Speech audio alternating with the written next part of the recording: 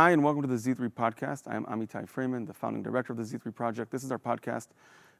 We're here with a special guest. This is a special episode, different from our new format for this season, the second season of our podcast. Typically, we have two guests, but today we're back for a one-on-one with Loay Alshareef. He's a Abu Dhabi-based peace activist who's been traveling the world and utilizing his voice and his platform to promote peace between Muslims and Jews and building bridges to create a safer and better future for everybody, starting with the Middle East and beyond. And the truth is that I've been noticing his work since 2017, and we didn't have a lot of time to cover all of his journey. But briefly, Loay was an exchange student in Paris, and his host family was a Jewish family.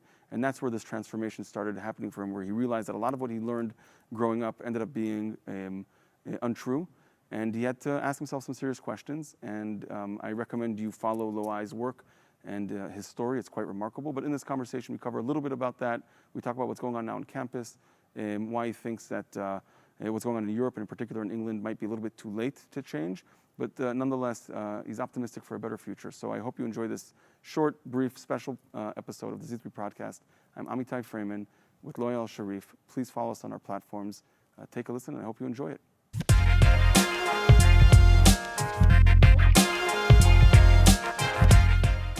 Loay, it's really, really a huge zchut, a pleasure, an honor to have you here with us. Thank you so much, Amitai. In this Father of Jonah. Yeah, well,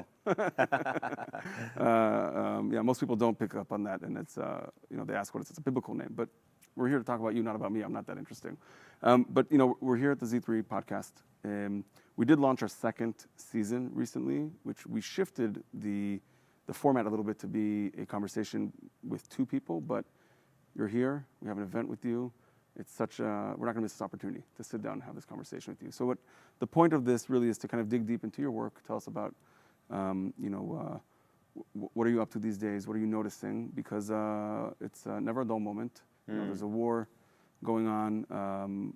There's hostages. There's civilian casualties. There's difficult realities on the ground. The world has its own set of issues. Just yesterday, the day before recording this episode, we had this whole thing again in Columbia University that we're seeing, a takeover in the library, and it's just, you've been traveling around and meeting lots of people, so I'm very, very curious to hear your perspective. So first of all, I'm keeping on doing what I'm doing with the tours, I would say, speaking engagements to Jewish and non-Jewish communities about peace in the Middle East, about how to move things forward, about giving people some hope, sense of hope, that there are Arabs and Muslims who are not the majority, I would say. I represent a small, growing minority that hopefully one day, inshallah, will become the norm. So far, we're not the norm, but at least we are speaking up. And through my tours, I'm just reiterating this message of hope, I would say, of tikva, the hope that there is hope, and we have to work for it. And it's really interesting that this advocacy brought me to so many places that I wouldn't have imagined. But I know that it's a good fight, and I will keep on doing that. And speaking of what you said, just what you said right now about Columbia University and things that are happening right here in the U.S. I am being asked by some political experts and some activists in the U.S. What do I think about what's happening right now? And I always say America has a problem, but it's not too late for America. It is too late for some other parts of the world, like for example Britain. But in this sense, I would say it's not too late for America to fix things that are related to its policies. And I believe the big problem that America, Canada, and Europe have is the problem of misusing the liberal freedom that they give to so many people. So it is because some people in Columbia University misuse this liberal freedom and thought that they are entitled to do what they did. The problem will keep on growing. But if regulations somehow change and realize the difference between freedom of speech and incitement, I believe we can have something even better on the ground. That's great. So we'll unpack some of that in a minute. before we do, if I'm not mistaken, you didn't start this work, the advocacy work in the bridge building, after October 7th. I did before. Yeah, you did before. I remember, and because it's been 2 years and my memory, I don't sleep well, 3 kids, that whole thing. I was like, was it? But yeah, so it was before you. I remember distinctly seeing you talking about, speaking in Hebrew on social media, and your love of language and the linguistic, and kind of making those connections. And what I'm curious to hear about, because you just talked about regulations and rules and liberal freedoms, which is probably the way to move forward. But there is something in there that has to do with education, and that I'm curious to hear about from your perspective of what were the themes that you noticed that made you want to pursue this externally. In other words, when you realized that there is important to move forward and build bridges between communities, right? And I recall your story. We don't have to repeat the whole thing here because we can find that elsewhere. But there was a moment that a light bulb went off, and you wanted to pursue this. The awakening. The awakening. The language was the place that you took. So that to me comes to a place of text, of connection, of learning. And I'm curious if how to, what was it, and how do we kind of build upon that? I started advocacy in 2017, so it's like now. Even before October 7, even before the Abraham Accords, like 3 years before the Abraham Accords, I started this advocacy of building bridges between Muslims and Jews and Arabs and Israelis. And it's so hard to be a lone voice among a very radical crowd that would never want to listen to some people like you. So I took it like gradual, steps by steps, and I made it like very obvious that this is my message and this is what I believe in.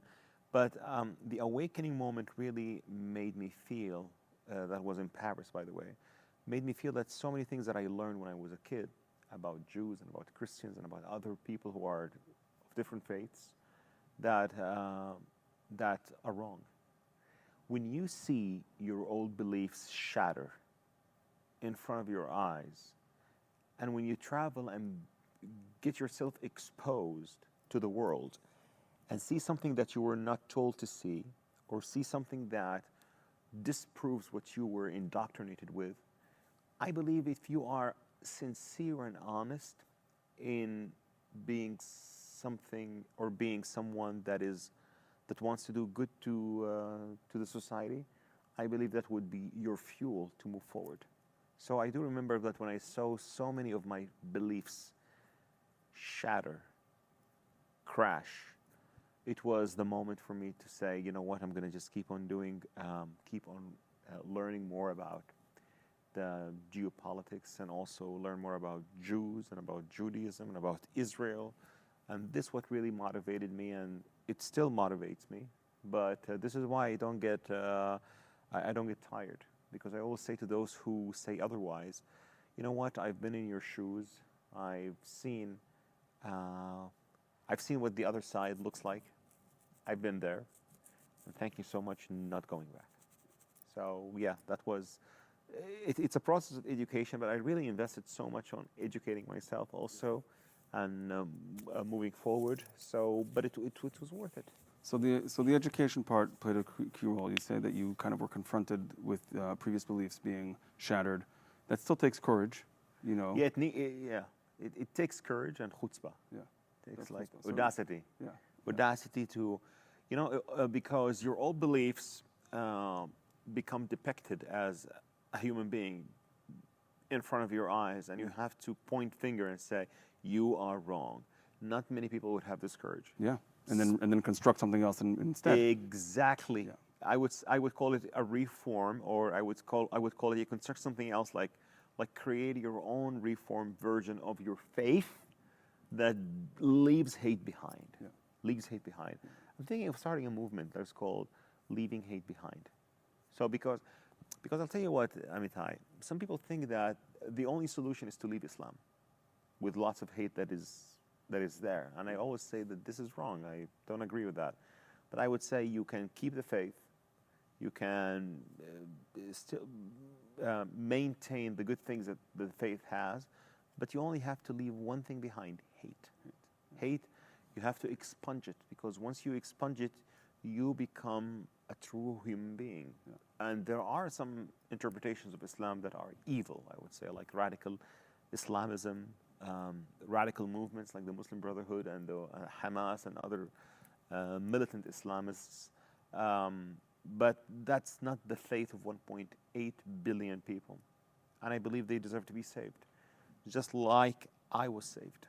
So, I mean, I think that's a point that's worth taking time to explore a little bit. I mean, I myself went through, not quite the dramatic, but I think every religion has we've seen this and today there's still not across faiths. It's not hate isn't a unique feature of people who follow Islam.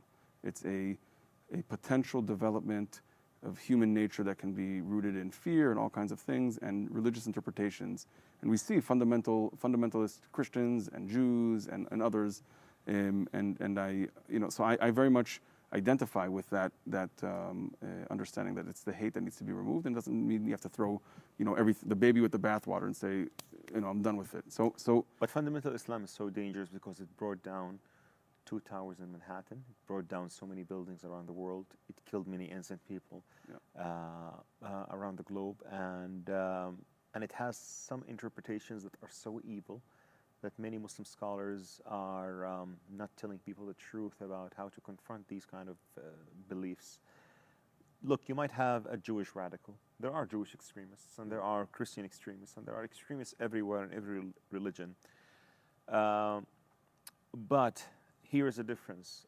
A Muslim extremist or an Islamist, I would say, would bring a text from his holy book that he believes that this text is ordering him to do what he is about to do or what he had already done. That includes the atrocities of killing women and children or kidnapping toddlers like Hamas is doing. Hamas, by the way, kidnapped a toddler like Kthir and Ariel Bibas, and they think they were doing service to God. Yeah. So I think it's a very evil and a pathological creed that we all have to stand against as human beings. I do know that there are so many radicals in different faiths as well. Even in Buddhism, there are so many radicals in different parts of the world. But I believe radical Islamism is dangerous and lethal, and it's a parasite that propagates when people when it finds liberal freedoms. I would just reiterate that, when it finds liberal freedom to misuse. So you're describing something, and I appreciate that. The point wasn't to equate and say the fundamentalists in each group are the same, and therefore, but no, they're not the same. They're not the same. But we have moments. I mean, I can't speak with authority on Christian history. I'm not an expert. I'm even not an historian for Jewish history. But there are moments. The rabbis called out extremism within Jewish practice thousands of years ago, and saying, the Bar Kokhba revolt, for example. There was a moment where they were, in order to test the bravery of soldiers, they would have them remove their thumb. And the rabbi said, "What are you doing? Why are you inflicting, these imperfections and these wounds on our people, right?" And that was a level of fundamentalism. So the point is not to say, and in this moment, I accept that. But I was just trying to say that the removal of hate is important, and I think that to the point of regulation, of like taking advantage of the liberal order in order to disseminate these dangerous ideas. That's certainly a path forward, and I want to hear more what you think and why you think that Britain is too late in terms from regulatory perspectives. So we'll do that because I'm actually very interested. That's quite the statement to say Britain's gone, Britain has fallen, and then but also there must be also an internal kind of exploration of reformation because either you're so. I want to hear first. Let's first do we'll tackle the piece of the regulation and how do we kind of shift what's happening on the ground here in the U.S. and we'll look at. Well, in the U.S., I think that the current administration is doing the right thing with students who are not abiding to the laws and regulations. If you are a student who come to the U.S., you should know that you are taking an opportunity that millions around the world dream of. So you are really taking an opportunity that millions would die to study in the U.S. or even live in the U.S. And if you cause troubles and you think you're entitled to because you have liberal freedom that allows you to do whatever you want to do, without even making the distinction between right or wrong, I believe that would really this policy of appeasing those kinds of riots, I would say, is lethal. And that's why I said it's too late for Britain, because it's already like third and fourth generation of people who got used to these kind of laws and regulations are continuing and doing this. And I don't really personally feel safe when I walk the streets of Birmingham or Manchester. When I was there 2 months ago, and I saw a big sign of Islamic Relief Organization that is labeled as a terrorist organization in the UAE and in Saudi Arabia, but it's not labeled as a terrorist organization in the UK, or at least in that part of the UK that I visited.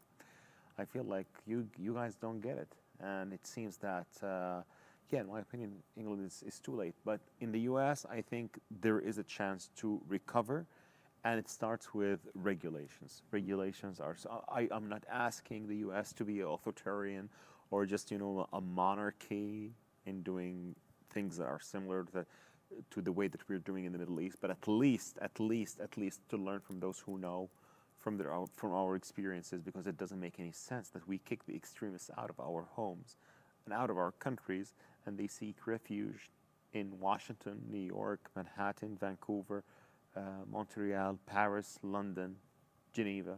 It is so unheard of. So why aren't they listening?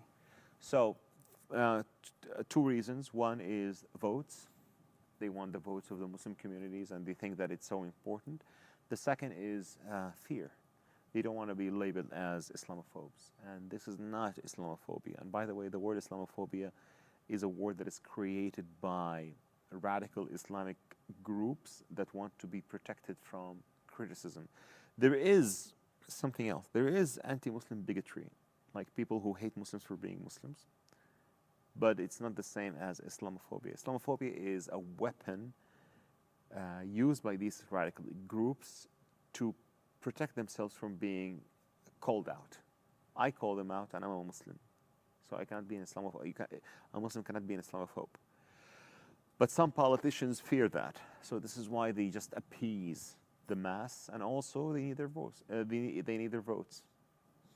So what will it take to make? It will take a courageous leadership that would say, you know what, we are learning from our friends in the Middle East what is the right thing to do, and we are doing it, or at least doing it our way. You don't have to do it, how to say this, in the literal sense. Yeah.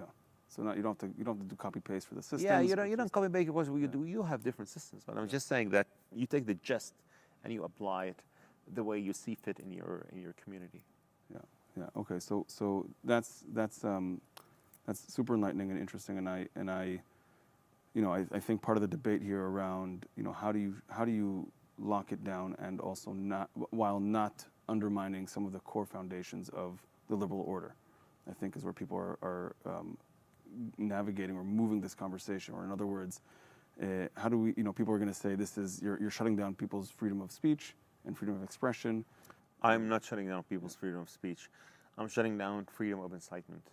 There has to be a red line and a clear difference between freedom of speech and freedom of incitement or incitement, intimidating Jewish students in some campuses and making the Jewish students fear for their lives to go to a campus.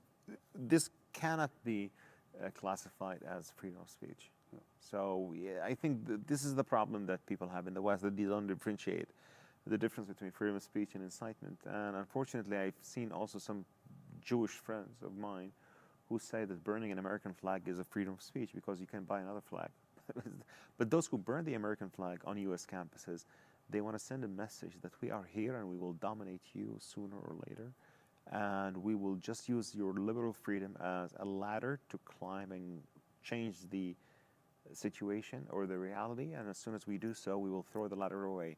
They don't believe me when I say this. Some of our Jewish friends or some of our politicians, they say, no, that's not true. I say, trust me, we were there. When we speak up against, or when we call out the Muslim Brotherhood, for example, because we know them very well and we trusted them in the late 70s and 80s in the Gulf, and we've seen their true fruit. that is evil and that wants to destroy our societies and turn them into societies similar to Gaza or similar to other failing societies in the Arab world. Yeah, I remember, there was this, again, this was a year ago maybe, this happened in Kuwait when the emir shut down the parliament and people were like decrying he's ending democracy. I wrote about that. I wrote about that and I personally believe that, listen,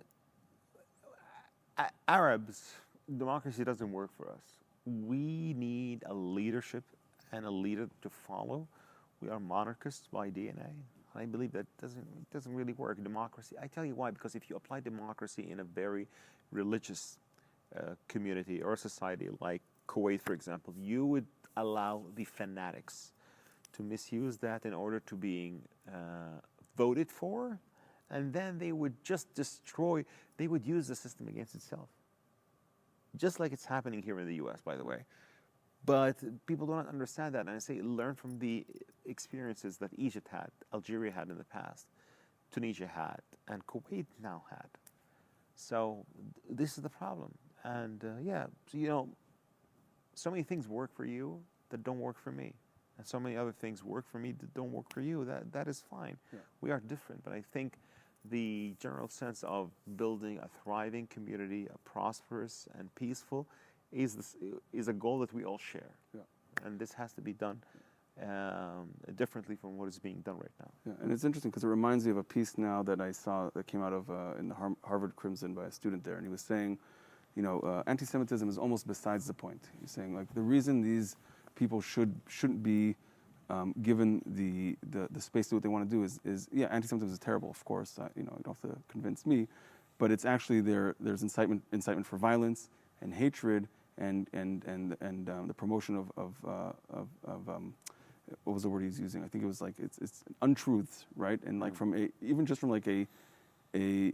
take out the anti-Semitic questions. If someone's doing that in another realm, like we shouldn't be allowing that type of discourse in institutions of higher education, which is similar to what you're saying. You're saying, look, guys, how you're going to reach the end game, each society, each community should do what they need to do. It looks different. Everybody has their own kind of codes and context, but the motivation of creating a prospering future where we can live in peace, that's the goal.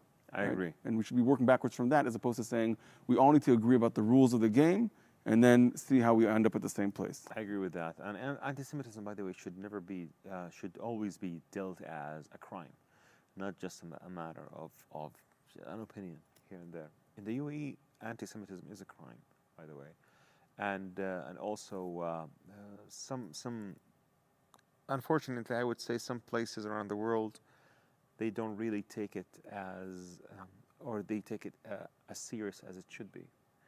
I always say anti-Semitism starts with the Jews, but it doesn't end with the Jews. It ends with everyone else. And it ends with people like me and with people who are dreaming of a Middle East that thrives and prospers. It starts with Jews, but it ends with everyone else. Yeah. So, we need to wrap up. This will be the final question because, time is short.